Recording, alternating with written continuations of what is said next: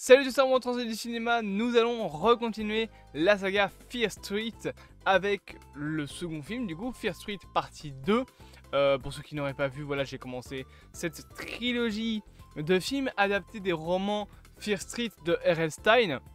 Donc pour ceux qui ne sauraient pas, Fear Street, c'est un petit peu la version plus adulte de Sherlock Holmes, de Sherlock Poole. Qui sont aussi des romans de R.L. Stine. D'ailleurs, il a fait les deux œuvres littéraires. Et en gros, chaque roman raconte une histoire de tueur dans la ville de Shadyside. Là, c'est l'origine, enfin pas vraiment l'origine de tout, mais c'est l'origine du personnage de Christine, qu'on avait découvert dans le premier film, et qui va raconter les meurtres qui se sont passés lors du camp de Nightwing dans les années 70, en 1978, en juillet. Pour être précis, donc voilà, une histoire qui se passe avant le premier film, où là c'était Dina et John en 94 qui devaient faire face à un tueur finalement qui est venu, voilà, qui a voulu tous les tuer. Là on a, contrairement au premier film où c'était une sorte de scream, on est beaucoup plus proche d'un Vendredi 13 en termes de ton. Je l'avais dit hein, dans ma critique du premier film que je sentais que ça va être ça, dans le sens où le premier film c'était des ados poursuivis par un monstre par un tueur en série avec du coup un masque blanc, voilà, pour penser à Ghostface de Scream. Là c'est un petit peu la même chose qu'un Vendredi 13, c'est des ados dans un camp de vacances qui vont se faire poursuivre par un des ados qui devient fou. C'est un peu différent de Vendredi 13, parce que Vendredi 13, c'est un... Dans le premier, déjà, c'est même pas Jason, c'est sa mère. Et dans le 2, c'est Jason, mais Jason, c'est un revenant. Voilà, c'est un enfant qui est mort, normalement noyé dans le lac, parce qu'on l'a noyé parce qu'il était défiguré. Alors, mes souvenirs des premiers Vendredi 13 sont loin, donc je raconte peut-être des bêtises. Mais voilà, c'est plus ou moins pareil. Ce qui est surtout pareil, en fait, c'est le cadre de l'histoire. Le fait que voilà, c'est dans un camp de vacances, etc.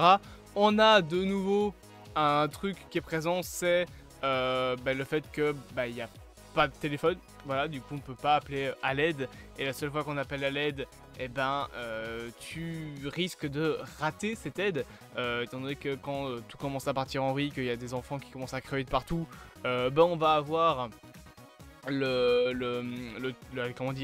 bus qui va revenir pour chercher les enfants et abandonner certains enfants en fait présents ici, notamment Nick Goods, la sœur de Christine et Christine elle-même, qui est ici appelée Ziggy. Donc voilà, et on va avoir encore une fois ce truc de téléphone qui est pas là, du coup voilà, que on peut pas appeler à l'aide. On a beaucoup plus aussi l'espèce de style années 70, on va dire, dans tout ce qui est code vestimentaire. C'est-à-dire que comme le premier film se passe en 94, c'est assez proche finalement de nous. Voilà, hein, les années 90, enfin c'était il y a quoi, c'était il y a 30 ans. C'était quand même il y a 30 ans. Mais là, 1994, c'était il y a 30 ans tout pile. Mais la mode aujourd'hui, voilà, pas si éloignée que ça des années 90. Par contre, des années 70, quand même, hein, je pense quand même. Disons que juste dans les années 90 à 2000, c'était un peu plus, on va dire, des vêtements plus, comment dire, plus relâchés, des t-shirts un peu larges et des pantalons en jeans. Aujourd'hui, la mode aujourd'hui, ça veut plus rien dire. Mais comme je l'avais expliqué dans ma première vidéo, comme c'est les années 90, c'est pas spécialement loin des années 2000. Donc tu voyais pas la grosse différence. Là on voit la différence au niveau des designs, enfin des designs en fait des vêtements, avec les t-shirts avec des lignes, etc. Donc voilà, on sent un petit peu plus la différence entre les deux. Par contre, alors ce film, deux trucs à dire. Ce film déjà n'en a rien à foutre de tuer des gosses.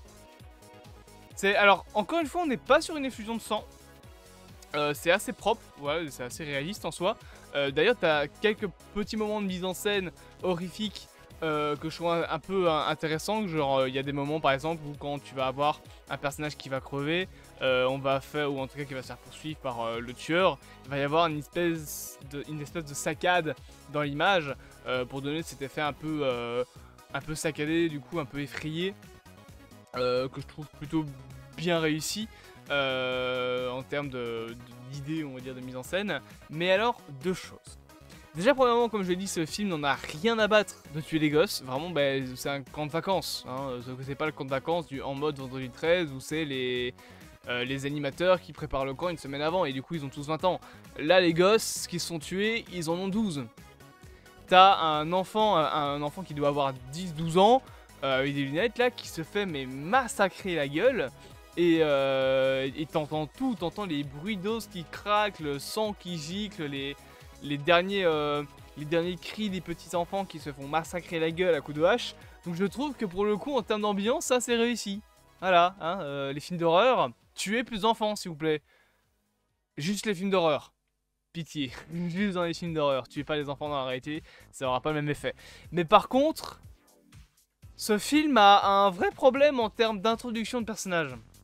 Pour deux raisons. Déjà, premièrement, le personnage principal, donc la sœur de Ziggy, d'ailleurs j'ai oublié son nom, on te l'introduit. Le truc, c'est qu'on sait son sort dès le début du film. Parce que on a d'abord le passage dans le présent, dans les années 90, où tu vas avoir Christine, ouais c'est ça, qui va dire ouais je vais vous raconter en gros concrètement, qui dit qu'elle va leur raconter l'histoire donc à Dina et John, les survivants du premier film, en lui disant voilà ça s'est passé au camp Nightwing en 1978 et c'était une semaine avant que ma soeur ne meure. Bon, bah au moins on est au courant qu'elle va crever quoi, donc il y a plus d'enjeu pour ce personnage là. Et alors il y a un autre personnage qui s'appelle Alice, d'ailleurs qui meurt. Et qui meurt plus proprement que ça. Bon, au début, je pensais vraiment qu'elle allait se faire couper la tête. Son introduction est magistrale. J'ai pas d'autre mot. Tu as donc la sœur de Ziggy qui doit aller les chercher. Elle et son mec. Et quand elle arrive, bon, je voulais deviner ce qu'ils sont en train de faire. Super introduction. Et il y a deux coups comme ça. Le premier coup, c'est pour introduire Alice et son copain. Et le deuxième coup, c'est juste pour préparer une scène de meurtre. Vraiment, genre... Ok, bon. Et bah, d'accord, bah voilà, j'étais super content de voir ça, mais c'est pas grave. Ah, c'est... Quand j'ai regardé le film, j'ai fait... Super introduction pour un personnage, ça va être cool de voir tout le film en ayant cette image-là en tête, mais bref.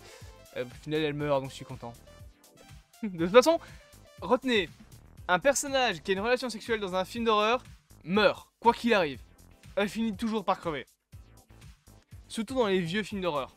D'ailleurs, remarquez qu'il y a surtout un cliché, c'est que dans les vieux films d'horreur, le personnage principal ne ken jamais. Voilà. Même dans Stranger Things, c'est comme ça. Nancy, bah non. Et du coup, bah elle meurt pas. Et du coup, Barbara n'a pas eu ce genre de relation et elle est morte quand même. Ça fonctionne que avec les vieux films. Mais bref, honnêtement, je m'attarde là-dessus parce que bon, moi ça me... voilà, ça m'a un peu cringe quand même cette scène-là.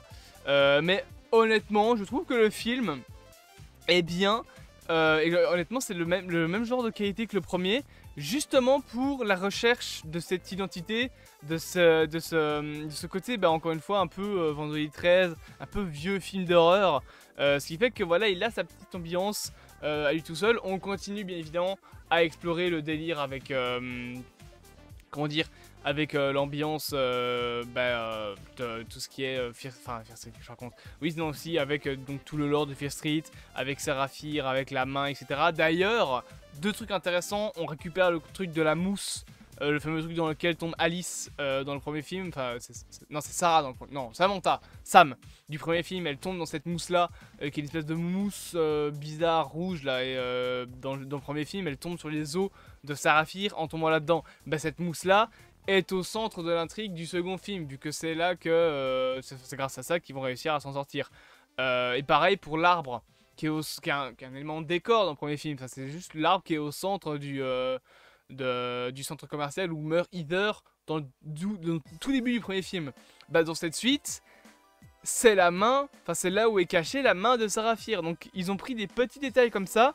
Mais c'est cool de réutiliser des petits détails ainsi parce que du coup, bah, t'approfondis ton lore en fait, tout simplement.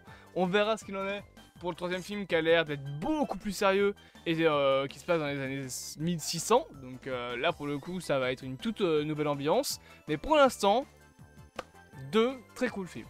Voilà.